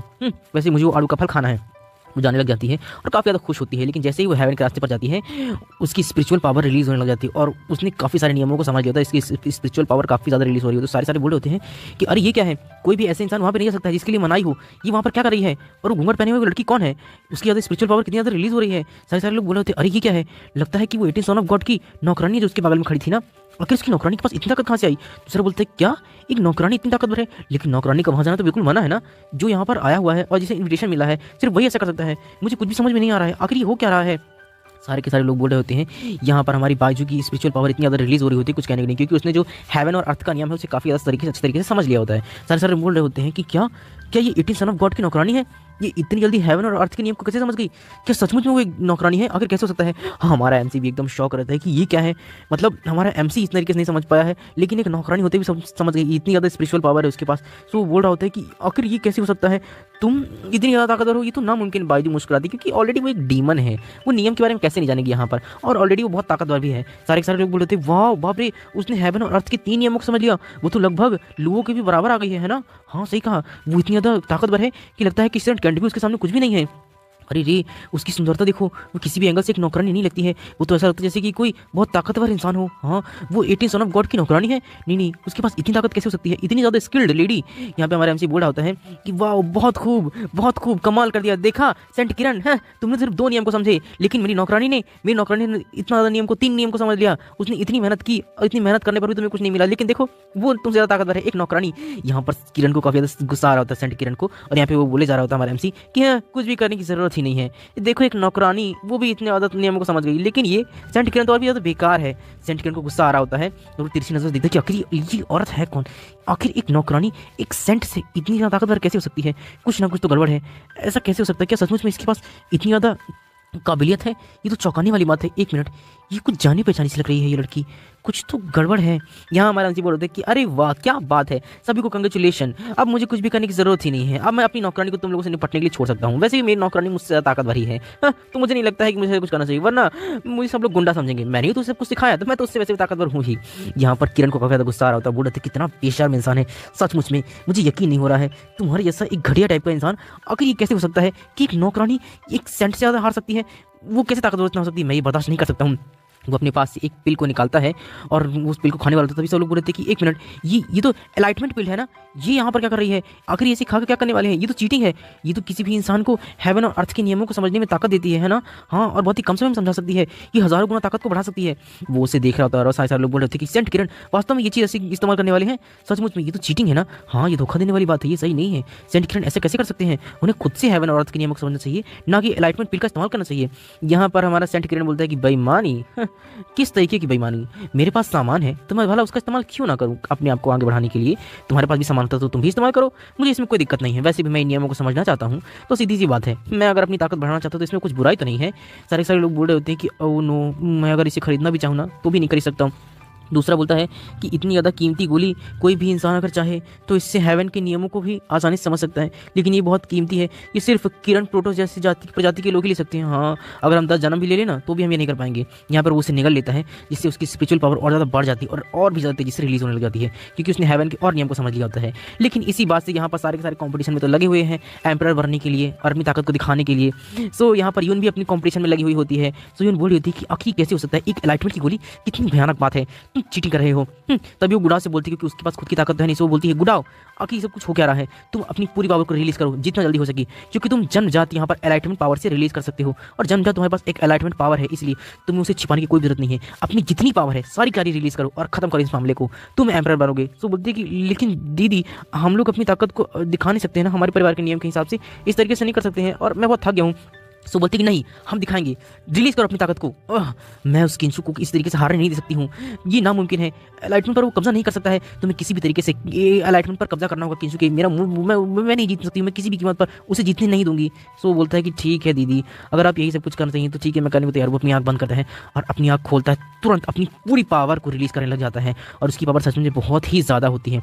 सारे लोग बोलते हैं कि वाह, उन्होंने 4 नियम को समझ लिया हेवन के, वाह ये तो बहुत ताकतवर है। यहाँ पर लेडी सेंट काफ़ी खुश होती है और बोलती है कि वाह क्या बात है, आधा घंटा बाकी रह गया है और उन लोगों ने काफ़ी अच्छी तरीके से नियम समझ लिया, और गुडाव ने भी। गुडाव सचमुच में तुम हेवन और अर्थ के नियम समझने में काफ़ी अच्छे हो, तुम इतनी छोटी उम्र में इतना कुछ कर लिया। यहाँ गुडाव काफ़ी ज़्यादा खुश होता है और बोलता है कि थैंक यू सो मच। यहाँ पर लेडी सेंट बोलती है कि किरण ने 5 नियमों को समझा हुआ है और बाइजू ने 10 नियम को समझा हुआ है। 18 सन ऑफ गॉड, आपकी ये नौकरानी काफ़ी ताकतवर है, लेकिन लगता है कि इसने सिर्फ 10 नहीं बल्कि 4 ही नियमों को समझा हुआ है। वाओ, यहाँ पर लुवो ने, उसके पास 2 नियम हैं, उन्होंने 2 नियमों को समझा हुआ है। मदर बोलती है कि वाओ, आज तो लगता है कि यहाँ पर कंपटीशन की भीड़ लगी हुई है। सचमुच में हेवन में ये बहुत बड़े एक गौरव की बात है कि यहाँ पर इतने ज़्यादा कंपटीशन करने वाले लोग हैं। सचमुच में इतनी ताकतें, कमाल की बात है, आप लोग काफ़ी ज़्यादा स्पिरिचुअल पावर से भरे हुए हैं, और अब सचमुच में आप लोग आड़ू के फल खाने के लायक भी हैं। आपने कमाल कर दिया है, मुझे उम्मीद नहीं थी। जेडी जेल का ये सौभाग्य है कि आप जैसे लोग भी यहाँ पर मौजूद हैं। यहाँ पर सेंट किरण अपनी और भी ज़्यादा पावर को रिलीज करने लग जाता है ताकि वो और भी ज़्यादा नियम को समझ सके और टॉप पर पहुँच सके। यहाँ पर अपनी इतनी ज़्यादा पावर को रिलीज कर रहा होता है, सारे लोग बोलते हैं कि ओ माय गॉड, और ज़्यादा पावर को रिलीज कर रहे हैं, इतनी ज़्यादा ताकत, वो काफ़ी ज़्यादा खुश हो रहा होता है। सारे लोग देखकर हैरान हो रहे होते हैं। यहाँ पर एक आदमी बोलता है कि कितना बकवास है ये आदमी, सचमुच में अपनी शक्तियों को दिखावा कर रहा है, सिर्फ और सिर्फ उस एलाइटमेंट पिल को खाने की वजह से ही ये धरती और स्वर्ग के नियमों को समझ सका है। सेंट किरण ने पहला स्थान प्राप्त किया हुआ है, बहुत ही बेकार है। सारे लोग बोल रहे होते हैं। यहाँ पर हमारी जो यून होती है वो बोल रही होती है कि गुदाओ, तुम्हें अपने शरीर के साथ निश्चित रूप से पहले स्थान प्राप्त करना चाहिए था, तुमने आखिर फर्स्ट प्राइज क्यों नहीं प्राप्त किया, आखिर ऐसा क्यों? सो बोलता है कि जी नहीं, मुझे नहीं पाना है दीदी, मुझे नहीं चाहिए। सो बोलती है कि आखिर क्यों, तुम और कड़ी मेहनत क्यों नहीं करना चाहते हो, क्या तुम वो आलू का फल नहीं खाना चाहते हो, क्या तुम और ताकतवर नहीं होना चाहते हो? वो बोलता है कि ओहो, मैं बादलों को देखते देखते थक गया हूँ, अब मैं अपनी ताकत को बचाना चाहता हूँ, मुझे और ताकत नहीं चाहिए, मैं सोने जा रहा हूँ दीदी, क्योंकि मैं काफ़ी ज़्यादा थक गया हूँ। वो बोलती है कि ये लड़का सचमुच में तुम बहुत ही बेकार हो, तुम्हारी उस किंशु ने तुम्हें गुमराह किया है, इसलिए तुम इतने घटिया हो चुके हो, तुम कोई मतलब के नहीं हो। अच्छा हुआ कि उस 18 सन ऑफ गॉड ने इस कंपटीशन में हिस्सा नहीं लिया, वरना पता नहीं क्या होता, वो तुमसे भी नीचे है। चलो कोई बात नहीं, कम से कम हम उससे तो जीत नहीं पाए हैं। यहाँ पर हमारा लुओ देख रहा होता है कि सचमुच में ये हमारे एमसी से कितना गुस्सा जलती है। सारे के सारे लोग बोल रहे होते हैं कि वाह कितनी ताकत है यहाँ पर सारे लोगों के पास। हमारा एमसी बोलता है कि सचमुच में ये कितनी ज़्यादा अहंकारी है, और सेंट किरण तुम भी कितनी ज़्यादा अहंकारी हो, तुम्हें और ज़्यादा मेहनत करनी चाहिए, तुम एक नौकरनी से हार गए, यहाँ पर बायजू बोलती है कि मुझे डर है कि मैं अगर और मेहनत करूंगी तो सारे लोग घबरा जाएंगे, इसलिए मैं और मेहनत नहीं करनी चाहिए। वो बोलता है कि लेकिन तुम क्या आड़ू का फल नहीं खाना चाहती हो? हाँ, और मेरे ख्याल से अगर तुम्हें आड़ू का फल खाना है तो सीधी सी बात है तुम्हें और मेहनत करनी होगी, तुम्हें वो चाहिए ना। सो बोलती है कि हाँ मुझे वो चाहिए, लेकिन सो बोलता है कि ठीक है तो अपनी पावर को और ज़्यादा रिलीज़ करो, और ज़्यादा नियमों को समझो। तो बोलती है कि ठीक है मैं अपना और ज़्यादा कोशिश करती हूँ। वो वहाँ पर ज़्यादा बादलों के पास खड़ी हो जाती है और हेवन के नियमों को समझने के लिए तैयार हो जाती है। तो यहाँ पर सेंट किरण बोलता है कि 18 सन ऑफ गॉड, सचमुच में तुम कितने बेवकूफ़ हो ना, तुम खुद कुछ नहीं कर सकते हो इसलिए तुम अपनी नौकरानी का इस्तेमाल कर रहे हो। तुम्हें क्या लगता है कि तुम इस नौकरानी की वजह से पवित्र आड़ू का फल खा सकते हो? कभी भी नहीं, ये नामुमकिन। तुम्हें क्या लगता है कि तुम एक जागता हुआ सपना देख रहे हो और कुछ भी नहीं, ये कभी नहीं हो सकता है। एकदम गुस्से में बोलता है कि एक नौकरानी तो नौकरानी ही होती है ना, वो कभी भी एक सेंट की तुलना कैसे कर सकती है? हाँ, वो कभी मुझसे ज़्यादा ताकतवर हो ही नहीं सकती है, नामुमकिन है। लेकिन तभी बहुत ज़्यादा हाई प्रेशर रिलीज होने लग जाता है, जिससे सारे लोग एकदम हैरान हो रहे होते हैं कि आखिर हो क्या रहा है। तो आसमान में हमें दिखाया जाता है कि एक ड्रैगन और एक फिनिक्स, ये बायजू की ताकत की वजह से है। यहाँ पर कुछ अलग चीज़ें होती जा रही हैं। सारे लोग बोलते हैं आखिर ये क्या है, इतने शुभ संकेत, एक ड्रैगन और एक फिनिक्स आकाश में दिखाई दे रहे हैं, वाव, लगता है ये सब कुछ क्या हो रहा है। तो मदर बताती है कि वाव बहुत खूब, लाखों साल में एक बार एम्परर किसी को चुनते हैं एम्परर रोड पर चलने के लिए, ताकि वो एक एम्परर बन सके। यहाँ पर हज़ारों सालों से हमारी दुनिया में कोई भी एम्परर नहीं है, लेकिन आज कोई एम्परर बनने के रास्ते पर चल करके जाने वाला है, इसीलिए किसी को एम्परर मार्ग का पता चल गया है कि कौन यहाँ पर एम्परर बनने वाला है। सारे लोग बोले थे क्या किसी को एम्परर बनने के लिए चुना गया इस रास्ते पर? आखिर किसे एहसास हो गया है एम्परर के रास्ते पर? क्या ये सेंट किरण है या लुओ गुडाव है? नहीं, ये उनमें से कोई भी नहीं है। ऐसा लगता है कि ये वो नौकरानी है। हमारा हमसे पूछता है कि क्या ये तुम हो, तुम्हारे पास इतनी ताकत है? सो बायजू बोलती है अपनी लिटिल फिंगर दिखाते हुए कि मैंने बस थोड़ी सी कोशिश की और बस मुझे थोड़ा ज़्यादा नियम समझ में आ गए हैं। मैंने उम्मीद नहीं की थी कि मैं इस हद तक आगे बढ़ जाऊँगी। मैं काफ़ी खुश हूँ लेकिन इस बात से। यहाँ पर वो सामने अगर खड़ी रहती हैं तो सारे पत्थर इकट्ठा होते हैं और पूरा का पूरा जो एम्परर का रास्ता हो जाता है वो बन जाता है, जहाँ पर एम्परर ने चुना हुआ होता है बायजू को एम्परर बनने और आगे जाने के लिए। सारे लोग हैरान हो रहे होते हैं और बोल रहे होते हैं कि क्या एक नौकरानी, क्या सचमुच में वो एक नौकरानी है? सचमुच में उसे एम्परर बनने का रास्ता मिल गया? नामुमकिन, ये लाखों सालों में कोई नहीं कर पाया है। सारे के सारे लोग बोल रहे होते हैं कि ये नामुमकिन है। सेंट किरण जो इतने ताकतवर साम्राज्य से हैं और इतनी ताकतवर सेक्ट से हैं वो भी नहीं कर सके, यहाँ तक कि लुओ गुडा जो कि एक बहुत ही खास परिवार से आता है वो भी, लेकिन एक नौकरानी ये सब कुछ कर पाई। आखिर इसे कैसे पता चल गया एम्परर बनने का रास्ता? इसने हेवन के इतने नियमों को कैसे समझ लिया? ये कैसे हो सकता है कि इसने एक सेंट को हरा लिया? यहाँ पर मदर बोलती है कि वाह 18 सन ऑफ गॉड, आपकी जो नौकरानी है ये नेचर के हिसाब से काफ़ी ताकतवर है, ये तो नेचर को भी चुनौती दे रही है। सचमुच में इसकी बहुत बड़ी किस्मत है। मैं आपकी इस नौकरानी की सराहना करती हूँ। आपकी इस नौकरानी के पास काफ़ी ज़्यादा काबिलियत है जो बेकार हो रही है। आपको नहीं लगता कि इसका अच्छा इस्तेमाल होना चाहिए? सो बोलते कि अरे नहीं आप बिना कैसी बातें करती हैं, वो क्या है ना मदर की, ये तो मैंने ही है जो उसे सिखाया हुआ है, आप फिक्र मत कीजिए, वो अच्छी तरीके से ट्रेनिंग करती रहती है ना मेरे साथ, इसीलिए ऐसा है। मदर कुछ नहीं बोलती, वो जानती है कि बस डींगी हाँक रहा है, कुछ भी नहीं। सारे लोग बोले होते हैं कि ओ नो, काश मेरा नसीब भी इतना अच्छा होता है 18 सन ऑफ गॉड की तरह। दूसरा बोलता है कि नहीं। तो सारे लोग हमारे एमसी के पास आने लग जाते हैं और बोलते हैं कि मुझे वो नौकरानी क्यों नहीं मिली है, 18 सन ऑफ गॉड, मुझे वो नौकरानी चाहिए। सुनिए मैं आपको बहुत कुछ दे सकता हूँ। हाँ सुनिए, अगर आप मुझे उस नौकरानी से शादी करा दें तो बहुत बढ़िया रहेगा, मैं उसे शादी करना चाहता हूँ, बदले में आपको 10 लाख स्पिरिट स्टोन दूंगा। हमारे एमसी दिन में सपने देख रहे होते हैं कि हाय रे हाय, पैसा ही पैसा। दूसरा बोलता है कि आप कान सुनिए 18 सन ऑफ गॉड, मैं आपको बहुत सारी डीमन लड़कियाँ दे सकता हूँ, बदले में बस आप मेरी उससे शादी करा दीजिए, बस मैं उसका भाई बनने के लिए भी तैयार हूँ। हमारे एमसी तो खुशी के मारे पागल। यहाँ पर मदर भी बोलती है कि हाँ वाकई में आपकी ये नौकरानी काफ़ी अच्छी है 18 सन ऑफ गॉड, इसीलिए जो इसकी स्किल है मैं बर्बाद नहीं करना चाहती हूँ, मैं इसे अपने लेडी झील में हासिल करना चाहती हूँ और मैं इसे यहाँ पर शामिल भी करना चाहती हूँ। अगर आप चाहें तो हम इसमें शामिल कर सकते हैं, क्योंकि नेचर की इतनी ज़्यादा ताकतवर लड़की को बर्बाद होने नहीं दिया सकता है, इसकी ताकत एम्परर बनने जितनी है। आप क्या सोचते हैं इस बारे में? अगर आप चाहें तो हम उसे जेडी झील में शामिल कर सकते हैं, आप उसे अनुमति क्यों नहीं दे देते हैं? मैं उसे जेडी झील की अगली सेंट बनाना चाहती हूँ, आपका इस बारे में क्या ख्याल है? हमारे एमसी सरप्राइज रहता है, सारे लोग बोलते हैं कि क्या कहा, जेडी झील की एक नई सेंट? आखिर वो कौन है? क्या वो लड़की है? क्या उसके पास इतनी ज़्यादा ताकत है? सचमुच में उसकी रैंकिंग तो बहुत ज़्यादा है, मुझे लगता है कि एम्परर बनने के साथ साथ वो यहाँ पर सेंट भी बन सकती है। सचमुच में ये तो उम्मीद से भी ज़्यादा है, ये नामुमकिन है। सारे लोग बोल रहे थे। हमारा एमसी पूछता है भाईजू से कि क्या तुम एम्परर बनना चाहती हो, क्या तुम इस एम्परर बनने के रास्ते पर जाना चाहती हो? सो भाईजू बोलती है कि नहीं, मैं सिर्फ वो आड़ू का फल खाना चाहती हूँ, मुझे बाकी एम्परर से कोई मतलब नहीं है, ये सब मेरे लिए बेकार है, मैं ये सब कुछ नहीं करना चाहती हूँ। क्या अभी तक खेल खत्म नहीं हुआ है? मैंने बस अपनी थोड़ी सी ताकत को रिलीज़ किया था और थोड़े से नियमों को समझा था। तो हमारा एमसी बोलता है कि आपका बहुत बहुत थैंक्स मदर, लेकिन क्या है कि मेरी जो नौकरानी है वो मुझसे बहुत ज़्यादा प्यार करती है, इसलिए वो मुझसे दूर नहीं जाना चाहती है और ना ही कोई सेंट बनना चाहती है। मुझे लगता है कि आपने जो मेरे लिए किया और मेरे बारे में इतना सोचा उसके लिए बहुत बहुत थैंक्स, लेकिन मैं आपकी दया के लिए बस धन्यवाद करता हूँ, सराहना करता हूँ, लेकिन वो इसके लिए तैयार नहीं है। ये सुनने के बाद सारे लोग गुस्सा हो जाते हैं कि क्या, कितना बेशर्म है, देखो अपनी नौकरानी को अनुमति दे नहीं रहा है। हाँ सही कहा, तुम ऐसा नहीं कर सकते हो, वो एक सेंट बनने वाली है, यंग सेंट, तुम इस तरीके से उसके भविष्य को बर्बाद नहीं कर सकते हो, तुम उसके रास्ते पर रोड़ा बन रहे हो। किंशु मैं तुम्हें सलाह देता हूँ कि एक अच्छे इंसान बनो और उसे मौका दो, जाने दो उसे आगे। यहाँ पर मदर बोलती है कि सचमुच में ये बहुत बुरी बात है। मैं भी इस बात से काफ़ी दुखी हूँ कि आप उसे इस तरीके से आज़ाद नहीं होने दे रहे हैं। सचमुच में शर्म की बात है कि इतनी ज़्यादा ताकतवर इंसान की सारी ताकत बेकार हो जाएगी, किसी भी काम की नहीं है। लेकिन फिर भी मैं हमेशा उसे अपने साथ शामिल करना चाहूँगी, क्योंकि इसके पास काफ़ी ताकत है और ये नेचर को भी चुनौती दे रही है। अगर आने वाले समय में ये हमारे साथ शामिल होना चाहे तो मैं इसे हमेशा शामिल करना चाहूँगी। इसके लिए दरवाजे खुले हुए हैं, क्योंकि हो सकता है कि भविष्य में यहाँ रह करके कल्टिवेशन करके दुनिया में एम्परर बन जाए और शायद इस दुनिया को एक नया एम्परर भी मिल सकता है। इसीलिए मैं आपसे रिक्वेस्ट करती हूँ लेडी कि आप प्लीज़ एम्परर बनने के रास्ते पर चलिए। यहाँ पर सारे लोग शौक रहते हैं कि क्या एम्परर बनने के रास्ते पर एक नौकरानी चलेगी। हमारा ऐसे तो खुश होता है। यहाँ वो बोली जा रही होती है मदर कि अगर आप एम्परर बनने के रास्ते पर चलेंगी तो आपको यहाँ पर ज्ञान और काफ़ी ज़्यादा एक्सपीरियंस भी मिलेगा। यहाँ तक कि अगर आप इस रास्ते पर चलती हैं तो आप जो चाहे कर सकती हैं। आपकी स्पिरिचुअल पावर हद से ज़्यादा बढ़ जाएगी और हो सकता है कि इस दुनिया को एक नया एम्परर भी मिल जाए। ये लाखों सालों में किसी भी इंसान को एक बार मौका मिलता है, इतना आसानी से ये मौका नहीं मिलता है। ये बहुत रेयर है। देखिए इसे, इस रास्ते को बाइजू को बिल्कुल खुशी नहीं होती। सारे लोग साइलेंट रहते हैं। यहाँ पर बोल रही होती है कि अगर आप इस रास्ते पर चलती हैं तो आप कुछ भी कर सकती हैं। सारे लोग बोलते थे कि अरे वाह, ये यहाँ पर इतनी ताकत हासिल कर सकती है और यहाँ पर सेंट किरण, यून और गौदाव परिवार दोनों में से कोई नहीं कर सका ये सब कुछ। हाँ सही कहा। यहाँ पर मदर बोलती है कि लेकिन सिर्फ इस रास्ते पर सिर्फ एक महान व्यक्ति चल सकता है जिसे एम्परर ने चुना हो।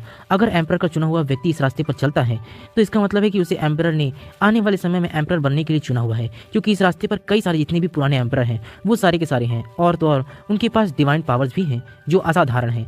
अगर आप यहाँ पर चलेंगी तो आप उनसे न केवल मिल सकती हैं बल्कि उनकी पावर को भी होल्ड कर सकती हैं। यहाँ तक कि आप बहुत ताकतवर बन सकती हैं। उनसे आपको मिलने का मौका मिल सकता है। जितने भी प्राचीन एम्परर हैं आप उनसे बात कर सकती हैं, क्योंकि उन्होंने ही आपको इस रास्ते पर चलने के लिए चुना हुआ है।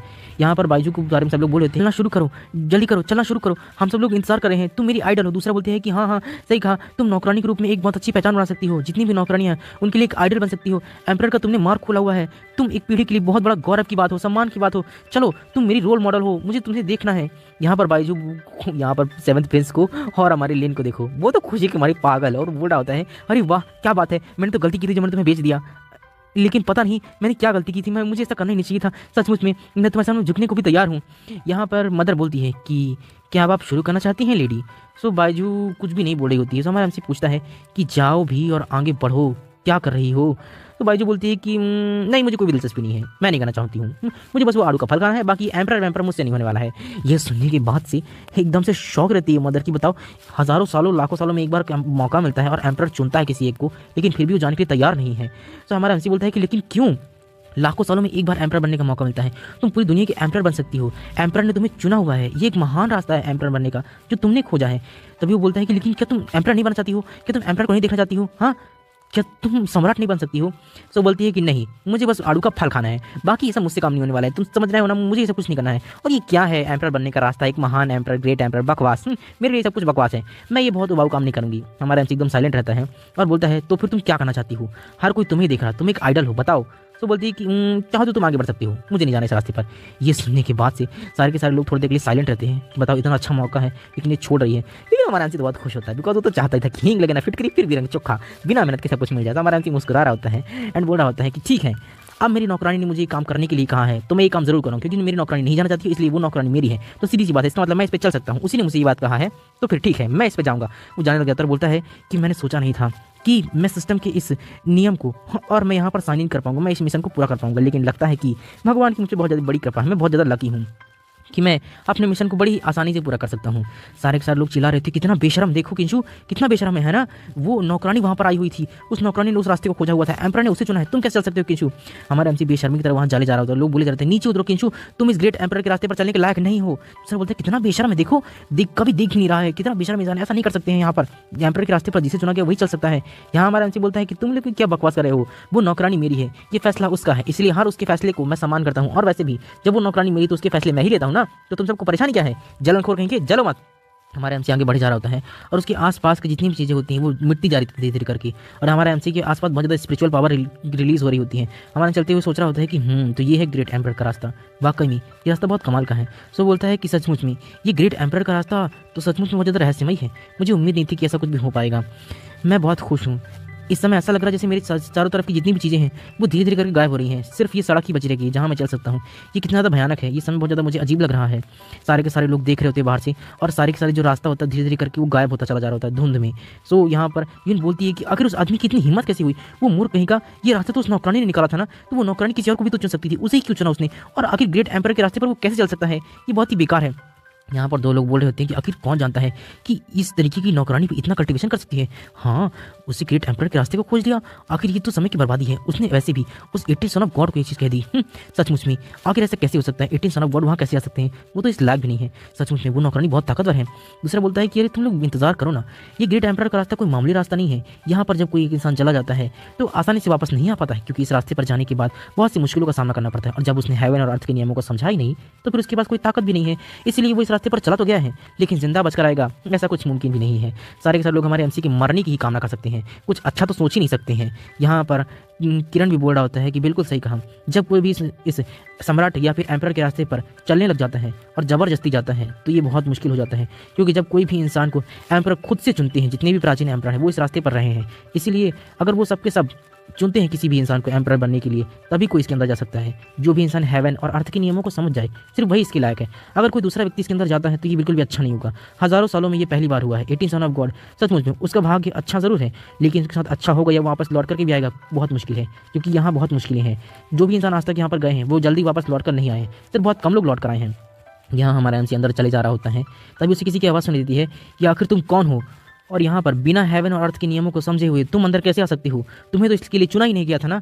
तो हमारा एमसी बोलता है कि आखिर आप कौन हैं, क्या आप प्राचीन एम्परर हैं जिसके बारे में मुझे बताया गया था, जिनसे मैं बात कर सकता हूँ। मैंने सुना हुआ है कि जब कोई भी इंसान इस एम्परर के रास्ते पर चलता है तो फिर कोई भी इंसान किसी भी प्राचीन एम्परर से बात कर सकता है।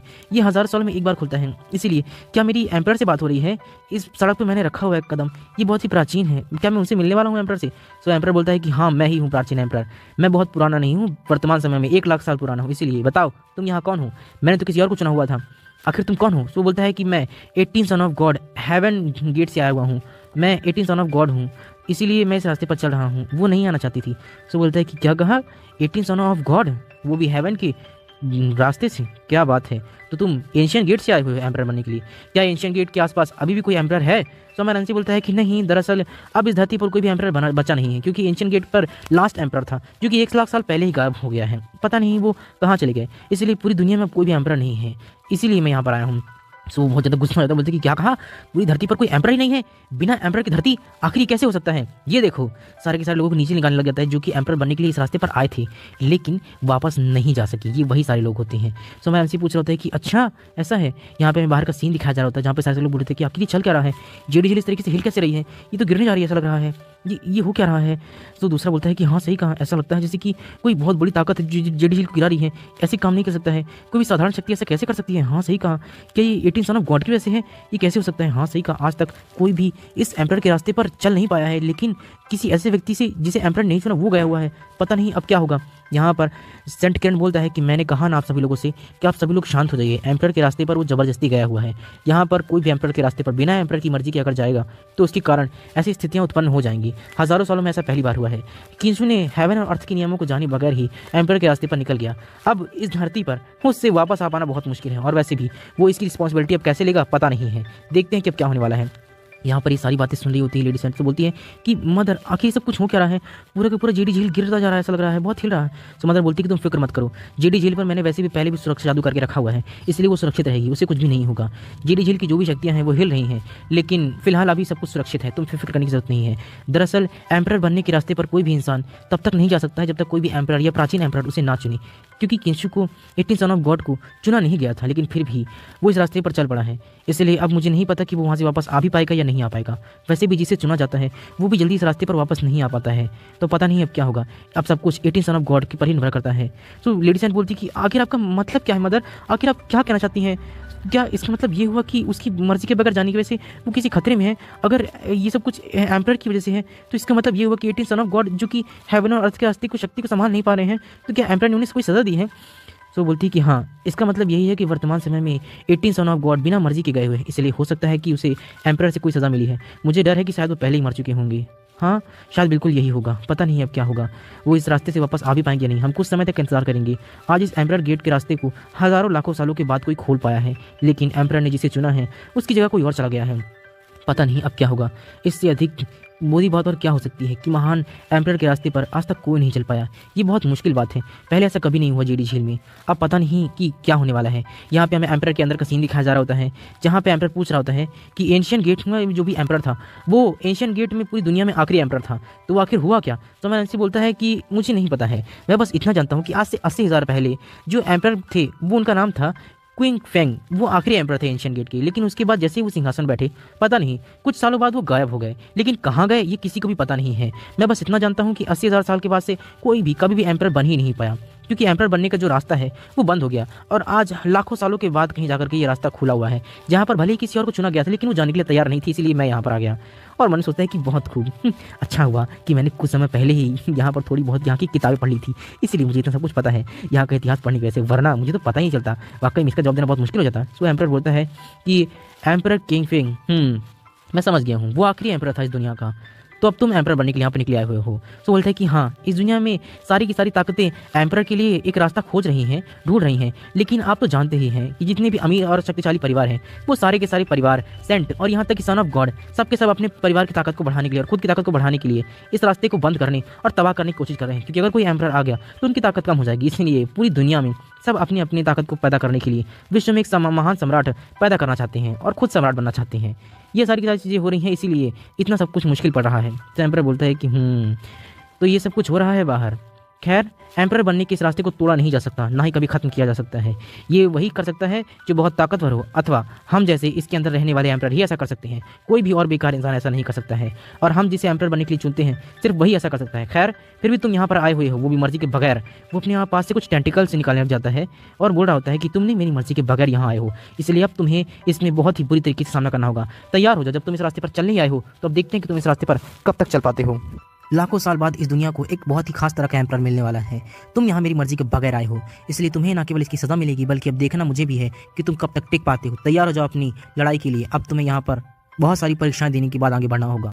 यहाँ हमारा एमसी मन में सोच रहा होता है कि आखिर ये सब कुछ हो क्या रहा है। इस तरीके से कोई भी एम्परर अंदर गायब कैसे हो सकता है। दरअसल वो एम्परर गुस्सा नहीं कर रहा होता, बल्कि कोई डीमन है जो हमारे एम्परर को अंदर खींच रहा होता है। इसलिए हमारा एमसी भी एकदम सरप्राइज रहता है कि आखिर सब कुछ हो क्या रहा है। एंड उस एम्परर को अंदर डीमन खींच जा रहा होता है। सो वो एम्परर जाते आते भी बोल रहा होता है कि मेरे पास समय बहुत कम है, मैं तुम्हें कुछ बताना चाहता हूँ। एम्परर के बगैर दुनिया बिल्कुल भी बेकार है। तुम्हें किसी भी कीमत पर एम्परर के इस रास्ते पर जीतना ही होगा। हर हाल में बिना एम्परर की दुनिया नहीं चल सकती है। अगर ये एम्परर की रास्ता नहीं खुली होती, ये एम्परर रोड नहीं खुलती, तो शायद मैं तुमसे मिल भी नहीं पाता, बात भी नहीं कर पाता हूँ। इन डीमंस को हरा करके हमें आज़ाद करो। तुम्हें ये रास्ता जीतना ही होगा। एम्परर के बगैर दुनिया बिल्कुल बेकार है। तुम जितनी दूर जा सकते हो ये तुम्हारी किस्मत पर निर्भर करता है, इसलिए तुम्हें जीतना ही होगा। जाते आते भी वो चिल्ला रहा होता है कि तुम्हें किसी भी कीमत पर बिना एम्परर की दुनिया नहीं छोड़नी है। बिना एम्परर के दुनिया अकेली हो जाएगी और ऐसे में हर कोई भी अपने आप पर कब्जा करना चाहेगा, पूरी दुनिया पर कब्जा करना चाहेगा। उसे रोको। हमारा एमसी देख रहा होता है कि आखिर सब कुछ हो क्या रहा है। एक एम्परर जो कि इतना ताकतवर है पूरी दुनिया में, जिसे हरा पाना नामुमकिन है लगभग, कोई डीमन उसे कैसे खींच रहा है इस तरीके से। सो वो देखे जा रहे थे आखिर ये सब कुछ हो क्या रहा है। मुझे कुछ भी समझ में नहीं आ रहा। उसे एकदम झटका टाइप लगता है। एंड वो एम्परर चिल्ला रहा होता है कि तुम्हें विश्व विजेता बनना ही होगा। सम्राट को विश्व की जरूरत है, तुम्हें जीतना ही होगा। यहाँ पे हमारा एमसी बोल रहा होता है कि आखिर सब कुछ क्या हो रहा है। पूरी दुनिया में एम्परर एक ऐसा इंसान है जिसे आज तक कोई हरा नहीं पाया। वो तो इमॉर्टल है ना, तो फिर इस तरीके से कोई डीमन से कैसे खींच पा रहा है। क्या कोई डीमन से जबरदस्ती उठा के लेके जा रहा है। आखिर सब कुछ क्या हो रहा है, कुछ भी समझ में नहीं आ रहा है। पता नहीं है किस तरह की दुनिया है। उफ, बोल रहा होता है, परेशानी होती है कि ही भगवान, समझ में ही नहीं आ रहा कि सब कुछ क्या हो रहा है। अब मैं क्या बताऊंगा किसी को। अगर मैं किसी को बताऊंगा भी कि एक एम्परर को कोई खींच कर लेके चला गया है तो वो हैरान ही होगा, क्योंकि एम्परर एक ऐसी एंटिटी है जो इमॉर्टल है। उसे ना तो कोई हरा सकता है ना कोई मार सकता है। खैर चलो, जैसे कि मुझे एम्परर ने कहा है, मुझे अब इस एम्परर रोड पर आगे बढ़ना होगा। चलो चलकर देखते हैं क्या होता है। मैं जितना हो सके उतना आगे बढ़ सकूंगा तो अच्छा रहेगा, है ना। तो सिस्टम को देखने लग जाता है और बोल रहा होता है कि समझ में नहीं आ रहा है, मैं इस एम्परर रोड पर आ गया हूँ, लेकिन उसके बाद भी मुझे कोई भी सिस्टम नोटिफिकेशन ही नहीं दे रहा कि मैंने अब तक साइन इन कर लिया कि नहीं कर लिया है। इसके अलावा मुझे कोई रिवॉर्ड भी नहीं मिल रहा है। कुछ भी समझ में नहीं आ रहा कि आखिर सब कुछ हो क्या रहा है। थोड़ा देर बाद का सीन दिखा जहाँ पे हमारा एमसी चले जा रहा होता है, लेकिन एम्परर रोड इतनी लंबी खत्म ही नहीं होती है। तभी हमारे एमसी के सामने कुछ चीज़ें आने लग जाती हैं। तो हमारे एमसी देखता है, बोलता है कि ये क्या चीज़ है, क्या ये सारे के सारे खजाने रिवॉर्ड के तौर पर मुझे यहाँ पर मिल रहे हैं। तो है कि ये जितने भी खजाने हैं सारे के सारे मुझे यहाँ पर रिवॉर्ड के तौर पर मिल रहे हैं। और मुझे ये सिर्फ चेक करना चाहते हैं कि मैं लालची हूँ या नहीं। वो एक तरफ एक मोती की तरफ अपना हाथ आगे बढ़ाता है, बोलता है, फिर खींच लेता है, बोलता है कि नहीं नहीं, हाँ वैसे भी इन रिवॉर्ड में कुछ खास रखा नहीं हुआ है, सिस्टम जो रिवॉर्ड मुझे देता है वो ज़्यादा बेहतर है, इसलिए मुझे इसमें कोई भी दिलचस्पी नहीं है, चलो आगे चलते हैं। वो आगे बढ़ने लग जाता है। तभी वहाँ पर कुछ डीमन लड़कियाँ जाती हैं, क्योंकि ये जो रास्ता है ना, ये एक ऐसा रास्ता है जहाँ पर आपको हर तरह के टेस्ट देना पड़ता है कि आप एम्पर बनने के लायक हैं या नहीं है, आप में कोई बुराई तो नहीं है ना, लालच या फिर कोई वासना या कुछ भी तरीके की, इसलिए हर तरह के यहाँ पर टेस्ट होता है। और ये एम्पर रोड के आसपास जितनी भी स्पिरिचुअल एनर्जी है, ये आपके अंदर को पहचान लेती है, आपके अंदर कौन सी बुराई, फिर उसी तरीके की यहाँ पर इमेजिनेशन क्रिएट करती है। तो ये सारी की सारी चीज़ इमेजिनेशन होती हैं और कुछ नहीं होते हैं। जितनी भी हमारा एमसी है ना, क्योंकि पहले हमारा जो एमसी था वो लालची था और थोड़ा हवसी भी था, इसलिए लड़कियाँ और यहाँ पर सर रिवॉर्ड्स आए हुए होते हैं हमारे एमसी के लिए। तो हमारे एमसी ने देख रहा होता है कितनी सारी लड़कियाँ हैं, सो बोल रहा होता है कि इस एम्पर रोड पर इतनी सारी लड़कियाँ, क्या ये सारे के सारे लोग मेरा टेस्ट ले रहे हैं, वो भी इस तरीके से, ये किस तरीके के प्रलोभन देने की कोशिश कर रहे हैं, मुझे कुछ समझ में नहीं आ रहा है। क्या मुझे लालच देकर के समझाने की कोशिश कर रहे हैं या मेरा टेस्ट ले रहे हैं। यहाँ पे हमें बाहर का सीन दिखाया जा रहा होता है, जहाँ पे एक लड़का बोल रहा होता है कि कितना टाइम हो चुका है, किंशु अब तक वापस नहीं आया है, मुझे नहीं लगता है कि वो वापस आने वाला है, ऐसा लग रहा है कि वो कभी नहीं आएगा, इसलिए मेरे ख्याल से अब हमें उसकी उम्मीद छोड़ देनी चाहिए। दूसरा बोलता है कि हाँ, अभी अभी जो कुछ भी हुआ उसे लगता है कि उसके साथ कोई दुर्घटना हुई है, वैसे भी एम्परर के रास्ते पर कोई भी बिना एम्परर की मर्जी के नहीं जा सकता है, ये रास्ता किसी और ने खोला था, लेकिन फिर भी वो चला गया और उसने भी यहाँ पर स्वर्ग और हेवन के नियम भी नहीं समझे हैं। तो मुझे नहीं लगता कि वो वहाँ से जिंदा वापस आ पाएगा, क्योंकि आज तक कोई भी एम्परर के रास्ते पर एक बार जाने के बाद वापस कभी नहीं आया है, इसलिए मुझे नहीं लगता है कि वो इस दुनिया में वापस भी आ पाएगा, वो इस दुनिया में मौजूद नहीं है। यहाँ पर किरण ये सारी बातें सुन रहा होता है और बोल रहा होता है कि मुझे भी लगता है कि वो वापस नहीं आने वाला है, क्योंकि उसने खुद को कुछ ज़्यादा ही आंक लिया था, वो बहुत कमज़ोर है, इतना भी ताकतवर नहीं कि एम्पर के रास्ते पर चल सके। और उसने तो हेवन और धरती के नियम को भी नहीं समझा, वो रास्ता भी उसने नहीं खोला हुआ था, किसी और के रास्ते पर चल गया, इसलिए मुझे लगता है कि वो मर ही चुका है। यहाँ पर हमें अंदर हमारे एमसी को दिखाया था, क्योंकि हमारे एमसी के बारे में किसी को पता है नहीं क्योंकि कितना ताकतवर है वो, अंदर चल रहा है कि नहीं चल रहा है, सब हमारे एमसी के मरने की उम्मीद करे तो ना, इसलिए उन्हें कोई खुशी नहीं होती, तो जितना जल्दी उसी को जल्दी निपटाना चाहते हैं। हमारे एमसी रास्ते पर चले जा रहे थे, लेकिन रास्ता खत्म होने का नाम ही नहीं ले रहा होता है। तो हमारे एमसी बोलता है कि आखिर सब कुछ हो क्या रहा है, मैं जब से इस रास्ते पर चल रहा हूँ, लेकिन ये रास्ता इतना लंबा है, खत्म नहीं हो रहा है, ये कितना लंबा है, कोई अंत ही नजर नहीं आ रहा है इसका। और मेन बात यह है कि सिस्टम ने भी अब तक मुझे नहीं बताया कि मैं एम्पर के रास्ते पर पहुंचा हूं या नहीं पहुंचा हूं, साइन इन मैंने किया है कि नहीं किया है। तभी वो आसपास दिखता है कि ये ऑरा कैसा है, काला काला टाइप का, उसके आसपास एक काला काला ऑरा दिखाई दे रहा होता है, जो कि एक अजीब सा फॉर्म ले रहा होता है। तो ये कुछ और नहीं होता बल्कि डेथ रिपर होता है, जो लोगों की जान लेता है, उनकी आत्माएं लेता है। तो हमारे एमसी बोलते हैं कि अच्छा, ये तो बहुत खतरनाक लग रहा है कि यहाँ पर क्या कर रहा है, ये तो लोगों की सोल लेने वाला डेथ रिपर है। सो डेथ रिपर बोलता है कि अब तुम मेरे जाल में फंस चुके हो, अब ये तुम्हारा इम्तहान है कि तुम यहाँ पर जिंदगी और मौत से लड़ने के बाद भी क्या तुम एम्पर बन पाओगे। अब मैं डेथ रिपर तुम्हारी जान लेने वाला हूँ। यहाँ पे हमारा एमसी बोल रहा होता है कि ये सब कुछ हो क्या रहा है एम्पर के रास्ते पर। मैं मानता हूँ कि एम्पर का रास्ता मुश्किल है, आसान नहीं है, लेकिन रास्ते में मौत का देवता ये तो जब मार ही डालेगा तो फिर उसके बाद हम करेंगे क्या। क्या यहाँ पर मुझे टेस्ट लिया जा रहा है कि मैं लड़ाई में कितना ताकतवर हूँ, तभी मैं एम्पर बन सकता हूँ। इतनी सारी मुश्किलें, मुझे कुछ भी समझ में नहीं आ रहा है। यहाँ वो दात्री पर हमारे एमसी को मारने के लिए एकदम खड़े होता है एंड बोल रहा होता है कि अब तुम्हें कोई भी नहीं बचा सकता है, अब तुम्हें मैं मार करके तुम्हारी आत्मा को लेकर चला जाऊँगा। हमारा एमसी एकदम शौक रहता है कि ये क्या कह रहा है। तो हमारा एमसी बोलता है कि एक मिनट रुको। तभी वो दात्री पर उस पर हमला कर देता है, लेकिन उससे पहले हमारा एमसी उस पर हमला करता है और बोलता है कि थंड पाम। हमारा एमसी थंड पाम से अटैक करता है, लेकिन कोई फायदा नहीं, तो दात्री पर उस पर अटैक कर देता है, हमारा एमसी को पीछे हटना पड़ता है। यहाँ पे हमारा एमसी बोलता है कि आखिर से कुछ क्या हो रहा है, इस पर मेरे कोई भी अटैक का असर क्यों नहीं पड़ रहा है। दात्री पर बोलता है कि अब तुम बच नहीं पाओगे। हमारा एमसी एकदम हैरान रहता है कि क्या वो पूरी तरीके से सुरक्षित है, उसे एक चोट भी नहीं आई, ये क्या हो रहा है। यहाँ पर हमारा एमसी एक बार और उस पर अटैक करता है एंड इस बार एलिफेंट पाम टेक्निक का इस्तेमाल करता है उस पर अटैक करने के लिए। सो डेथ रिपर भी हैरान रहता है, लेकिन हमारे जैसे एक लात मारता है तो एकदम हैरान रह जाता है और तुरंत नीचे तौर पर बोलता है कि आखिरकार मैंने उस पर एक हमला कर ही दिया, लेकिन लगता है कुछ असर नहीं हुआ। सोच रहा होता है क्या कि ये सब कुछ हो क्या रहा है, क्या सचमुच में ये एक मौत का देवता है। लेकिन डेथ रिपर तो सिर्फ कहानियों में होते हैं, असल जिंदगी में नहीं, और डेथ रिपर तो आज से 1000 साल पहले खत्म हो चुके थे ना, तो फिर ये यहाँ पर क्या कर रहा है। यहाँ पर वो डेथ रिपर बोलता है कि जैसा कि तुम्हें मालूम है मैं यहाँ तुम्हारी आत्मा को लेने के लिए आया हूँ, इसलिए तुम उस पर कितना भी हमला करो तुम मुझे नहीं मार सकते हो। तुम जानते भी हो मैं एक डेथ रिपर हूँ, मेरी मौत नहीं होती, मैं तुमसे कई ज़्यादा ताकतवर हूँ। तुम मेरी कोशिश करना या मैं इस पर हमला करना पूरी तरीके से बेकार है। यहाँ हमारे एकदम हैरान रहता है कि क्या बकवास है, अगर ये मरेगा ही नहीं तो मैं इस पर हमला कैसे करूँगा, और आखिर मैं करूँगा कैसे बचकर यहाँ से आ पाऊँगा, क्या मुमकिन, अगर मैं इस तरीके से मरने वाला हूँ तो फिर मतलब क्या है। यहाँ पर डेथ रिपर हमारे एमसी पर अटैक करता है, लेकिन हमारे एमसी को कुछ नहीं होता है। सो हमारे एमसी बोलता है कि मैं एकदम ठीक हूँ, ये सब कुछ हो क्या रहा है। तो डेथ रिपर बोलता है कि ये क्या है, तुम्हारी स्पिरिट के साथ कुछ ना कुछ गड़बड़ है, तुम मरे कैसे नहीं। हमारे एमसी मन सोच रहा होता है कि आखिर ये आदमी कर क्या रहा है, ना वो मुझे छू सकता है ना मैं उसे छू सकता हूँ, तो क्या ये सिर्फ एक जाल है या फिर कोई छलावा है, मुझे कुछ भी समझ में नहीं आ रहा है, कोई भ्रम है, वो मुझे मार कैसे नहीं पा रहा है। डेथ रिपर बोलता है कि तुम्हारी आत्मा ने ज़रूर कुछ बुरा एक्सपीरियंस किया हुआ है, इसलिए तुम्हारे साथ सब कुछ नहीं हो रहा है। आखिर तुम हो कौन और तुम क्यों नहीं जा रहे हो छोड़ करके शरीर को। तो हमारा एमसी बोलता है कि मुझे कैसे पता होगा इस बारे में। तो डेथ रिपर बोलता है कि आखिर गड़बड़ क्या है तुम्हारे साथ। तो मैंने बोलता है कि मुझे नहीं पता, मैं जा रहा हूँ अब, क्योंकि तुम मुझे छू नहीं सकते, मैं तुम्हें छू नहीं सकता हूँ, इसलिए मैं जाता हूँ, ठीक है। डेथ रिपर एकदम हैरान रहता है कि ये सब कुछ क्या हो रहा है, पहली बार किसी को मारा उसके बाद मारा भी नहीं। हमारा एमसी सोच रहा होता है कि ये सब कुछ हो क्या है। डेथ रिपर ने मेरी आत्मा को चुराने कर मुझे मारने की कोशिश की, लेकिन उसके बाद भी मैं मरा नहीं। क्या ऐसा इसलिए हुआ क्योंकि जो मैं इस ओरिजिनल बॉडी का ओनर नहीं हूँ, और क्योंकि मैं यहाँ ट्रांसमाइग्रेट होकर आया हुआ हूँ, तो मेरी आत्मा इस बॉडी के ओरिजिनल ओनर ना होने की वजह से मैं यहाँ पर मर नहीं सकता हूँ। आखिर ये क्या है? ये कल्टीवेशन का वर्ड तो बहुत ही अजीब है, मुझे कुछ भी समझ में नहीं आ रहा। पहले वो एम्पर का आना और गायब हो जाना, काफ़ी सारी चीज़ों का आना, खजाना मिलना, वो लड़कियाँ, मुझे कुछ भी समझ में नहीं आ रहा है। मैंने आज इस रास्ते पर इतने कम समय में इतने ज़्यादा चीज़ों का अनुभव किया, एक्सपीरियंस किया कि मैं सोच भी नहीं सकता हूँ। और तो और इन सब के बाद ये रास्ता तो कहीं पर ख़त्म ही नहीं हो रहा है। इसके पीछे आखिर है क्या? कौन है इसके पीछे? कुछ भी समझ में नहीं आ रहा है। यहाँ पे दैत्री पर हमारे एमसी को जाते हुए देख रहा होता है, बोल रहा होता है कि आखिर मैं इसकी आत्मा क्यों नहीं प्राप्त कर सका, कि आखिर ये सब कुछ क्या हो रहा है, आखिर मैं इसकी आत्मा क्यों नहीं ले पाया। लगता है कि इसे एम्परर बनने के लिए चुना गया है। मुझे लगता है कि फ्यूचर में यही सिंहासन पर बैठने वाला है। मुझे पूरी उम्मीद है कि एम्परर ज़रूर बनेगा। हालांकि ये इसके लिए इतना आसान नहीं होगा, लेकिन फिर भी मुझे उम्मीद है कि ये एम्परर ज़रूर बनेगी। यहाँ हमारा एमसी चले जा रहा होता है, लेकिन चलते चलते उसे कुछ खत्म ही नहीं हो रहा है। तभी वो एकदम हैरान हो जाता है क्योंकि उसके सामने रास्ते पर एक और पत्थर आ गया होता है। तो हमारा एमसी बोलता है कि ये क्या है, अब एक और नई मुसीबत। ये रास्ते में एम्परर के रास्ते पर इतना बड़ा पत्थर, सिस्टम तुरंत एक्टिवेट होता है और बोलता है कि बहुत खूब, आपने एम्परर के रास्ते पर साइन इन कर लिया है। आपको 10 पिल मिली हुई हैं, वो भी मार्शल लेवल तक आपको बढ़ाने के लिए। अब आप मार्शल लेवल का, मटेरियल लेवल का, अब आप अपना लेवल अप कर सकते हैं। उसे 10 तो पिल मिली हुई होती है। जहाँ पे हमारा एमसी बोलता है कि फाइनली रजिस्ट्रेशन हो ही गया।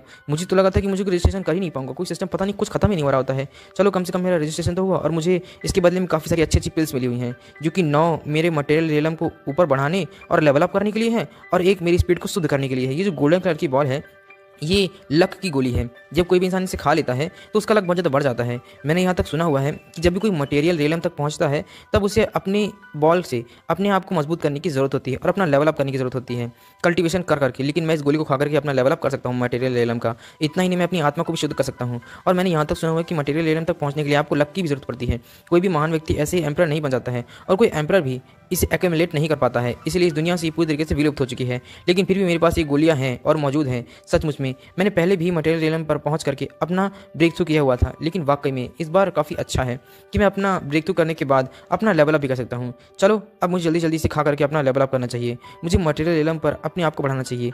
मैं इसे अब खा सकता हूँ, ये बेहतर रहेगा मेरे लिए। और उसे खाने लग जाता है और अपना बैठ जाता है कल्टीवेशन करने के लिए और बोल रहा होता है कि मुझे और ज़्यादा कल्टीवेशन करने की जरूरत है। लेकिन थोड़ी देर बाद बोलता है कि अरे वाह, कितनी अच्छी गोली, कितनी स्वादिष्ट है, मुझे एक और खाना चाहिए। वो उसका मटेरियल लेवल पर दूसरे लेवल तक, तीसरे लेवल पहुंच जाता है, फिर एक और खाता है, चौथा लेवल पहुंच जाता है, 5वां, 6वां, 7वां और इस तरह करते करते 8वां और लास्ट में 9th लेवल तक पहुंच जाता है। यानी कि मटेरियल रेलम का 9वां लेवल हमारा एमसी पहुंच चुका है, लास्ट लेवल। सर एमसी बोलता है कि बहुत खूब, अब तो मेरे शरीर में ऐसा लग रहा है जैसे एनर्जी का पूरा भंडार हो। मैंने मटेरियल रेलम के 10वें लेवल तक पहुंचा लिया अपने शरीर को और मुझे ऐसा महसूस हो रहा है जैसे कि मेरे पूरे शरीर में आग लगी हो। उसकी स्पिरिचुअल एनर्जी की इतनी ज़्यादा हो चुकी होती है कि आसपास आग ही आग होती है और रिलीज़ हो रही थी बहुत ज़्यादा उसकी स्पिरिचुअल एनर्जी। सो हमारा एमसी बोल रहा होता है कि अब मैं फिलहाल मैजिकल लेवल तक पहुंच चुका हूं और मैजिकल लेवल के करीब हूं, क्योंकि मटेरियल लेवल में 9 लेवल होते हैं और मैंने 9 के 9 पार कर लिए हैं। चलो आगे बढ़ते हैं। हमारा एमसी आगे बढ़ने लग जाता है, लेकिन रास्ता खत्म ही नहीं होता। तभी उस पत्थर पर ना काफ़ी सारे नाम आ जाते हैं। सो उन्हीं में से एक नाम हमारे एमसी का भी होता है, क्योंकि हमारे एमसी ने ना यहाँ पर आ करके अपना रजिस्ट्रेशन कराया होता है कि वो एम्परर के रास्ते पर एम्परर बनने के लायक है। तो हमारा एमसी देख रहा होता है और बोल रहा होता है कि आखिर ये क्या है, क्या ये कोई लीडर बोर्ड है? मेरे हिसाब से एम्परर बनने के लिए जो भी लोग यहाँ आते हैं और एम्परर बनने के लायक होते हैं, ये उनका नाम लिख लेता है। तो ये लीडर बोर्ड है। मैं सबसे नीचे हूँ। ऐसा लगता है कि बहुत सारे लोग मुझसे पहले यहाँ आए हुए थे, एम्परर बनकर जा चुके हैं, या फिर मैं इतना नीचे हूँ क्योंकि शायद मेरा लेवल अप नहीं हुआ है। लेकिन मैं बाकियों का नाम नहीं देख सकता हूँ, सिर्फ अपना नाम देख सकता हूँ। चलो ये बहुत बुरा है। तभी वो पीछे देखता है, बोलता है कि पीछे रास्ता है, चलो मुझे पीछे जाना चाहिए। वो पीछे जाने लग जाता है और जाते जाते रास्ते में थक जाता है। बोलता है कि क्या मुसीबत है, तो खत्म ही नहीं हो रहा है। तभी वो देखकर एकदम हैरान रहता है क्योंकि उससे दूसरे रास्ते पर एक व्यक्ति मछली पकड़ते दिखाई दे रहा है, वो भी एम्परर के रास्ते पर। पता नहीं क्या अजीब से दुनिया कि आखिर ये सब कुछ क्या हो रहा है। ये रास्ते में कौन व्यक्ति बैठा हुआ है और रास्ते में एम्परर के रास्ते पर ये मछली पकड़ रहा है। वो वहाँ पर जाने लग जाता है उस अंकल के पास और बोलता है कि hello old man. So old man बोलता है कि वाकई में मैंने पकड़ लिया, चलो मैं खींचता हूँ। जैसे वो खींचता है, एक बहुत ही भयानक ड्रैगन उसने पकड़ा होता है मछली की जगह पे इस तालाब से। हमारा एमसी एकदम हैरान रहता है और बोल रहा होता है कि ये सब कुछ क्या हो रहा है। ये इसने एक मछली नहीं बल्कि पूरा का पूरा एक ड्रैगन पकड़ा हुआ है। लेकिन ड्रैगन इस लेक में कैसे हो सकती है? ये सब कुछ क्या हो रहा है? ये किस तरह की दुनिया है? मुझे कुछ भी समझ में नहीं आ रहा है। वो ड्रैगन चिल्लाया जा रहा होता है और यहाँ तो आज से 1000 साल पहले हुआ करते थे, जो कि पूरी तरीके से गायब हो चुके थे, अब तो वो दिखाई भी नहीं देते हैं। तो इसने एक जिंदा ड्रैगन कैसे पकड़ लिया? ये सब कुछ क्या हो रहा है इस दुनिया में? ये तो बहुत अजीब सी दुनिया है। तभी वो आदमी अपनी स्पिरिचुअल की का फॉर्म करता है और बोलता है कि मैंने काफ़ी समय से तुम्हारी तलाश की है और आखिरकार तुमने मुझे मिल ही गए, मैंने तुम्हें पकड़ लिया। वो उसे अपनी पोटली में डाल लेता है एंड यहाँ पर बोलता है कि अरे वाह बच्चे, तुम तो मेरी लक लेकर के आए हुए हो। तो हमारा एमसी बोलता है कि अच्छा, आप तो काफ़ी ज़्यादा काइंड हैं, आपने एक सुनहरा ड्रैगन पकड़ा हुआ है, क्या बात है। अब तो आप मेरे ख्याल से इमॉर्टल हो गए होंगे, है ना? तो आपके पास क्या इमॉर्टल शक्ति है? आप यहाँ पर क्या कर रहे हैं इस कल्टीवेशन की दुनिया में? आप तो काफ़ी ताकतवर लगते हैं। सो बोलता है क्या बात है, मैंने काफ़ी सारे लोग देखे हुए हैं, लेकिन इतने सारे लोगों में सिर्फ तुम ही एक हो जो काफ़ी अच्छे हो।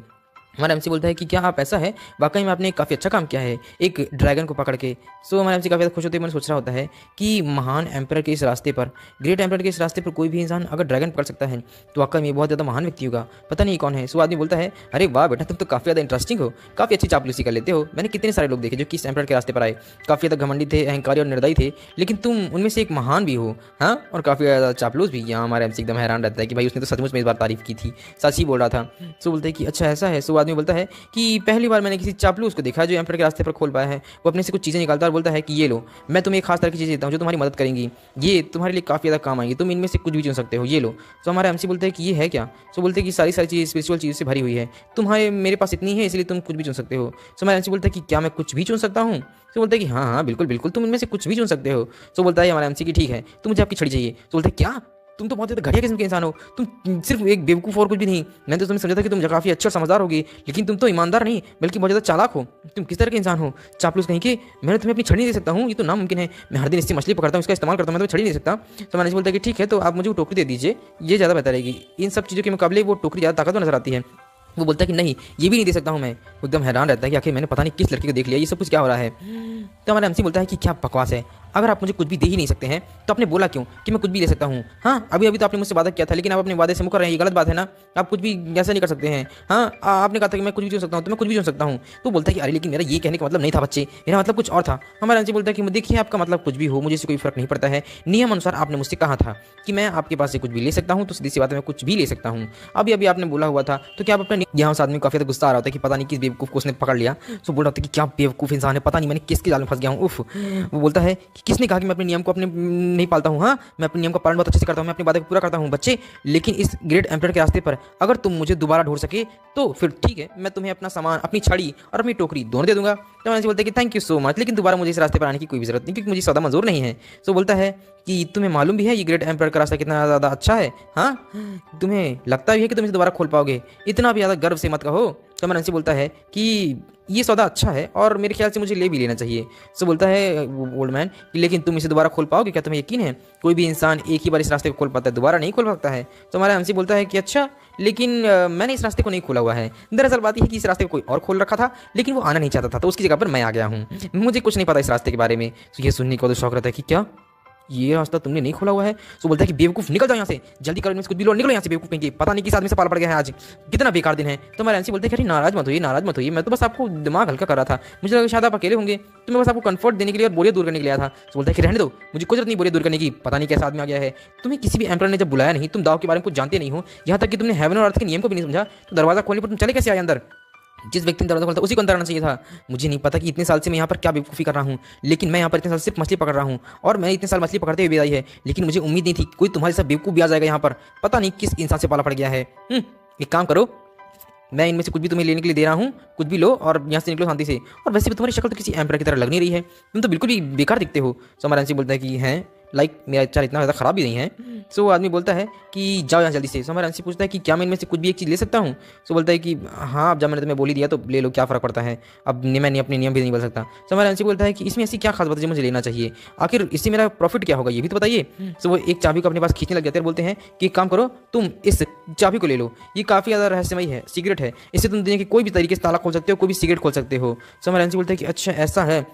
यहाँ पे ओल्ड मैन सोच रहा होता है कि मैं जानता हूँ कि मैं इससे कुछ देना चाहूँगा, लेकिन ये आदमी है कि बहुत ही बेकार है, इसलिए मेरा उससे कुछ भी देने का मन नहीं है, इसलिए मैं इसका विश्वासघात कर सकता हूँ। हाँ, कुछ भी चालाकी करूँगा। मुझे उम्मीद है कि मैं किसी भी इंसान को जो कुछ बताता हूँ वो हमेशा वो चीज़ लेने की जगह दूसरी चीज़ लेता है, क्योंकि वो यही समझता है कि मैं उसके साथ विश्वासघात कर रहा हूँ, और इसीलिए मुझे नहीं लगता है कि ये मेरी बात मानेगा, ये चाबी को छोड़ ही देगा। बुजुर्ग लोग बहुत बुद्धिमान होते हैं, लेकिन वो उसे नहीं पता कि वो हमारा एमसी है। तो वो तुरंत चाबी को ले लेता है और बोलता है कि ठीक है सीनियर, तो फिर मैं आपकी बात मानूंगा। ये सुनने के बाद वो एकदम हैरान रहता है कि क्या इसने ले लिया।